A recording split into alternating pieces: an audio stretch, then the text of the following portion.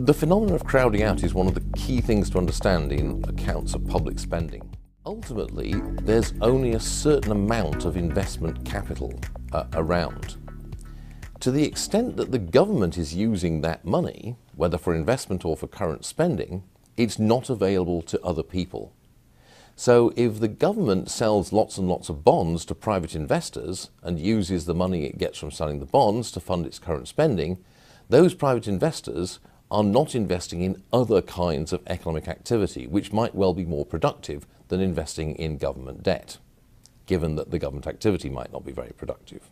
The question of whether or not government money is always going to be less productive than private spending is ultimately an empirical one.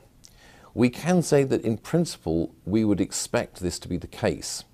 That's because, generally speaking, if you're spending your own money on yourself, you're going to do it very carefully. If you're spending somebody else's money on yourself, you're also going to be reasonably careful about it. However, if you're spending somebody else's money on somebody else, which is what is the case with governments, then you have no real incentive to use that money effectively or efficiently. And there are many, many examples from history that bear this out. There is a case for saying that there are certain kinds of spending which are more efficient when carried out by government because of the economies of scale that government possesses.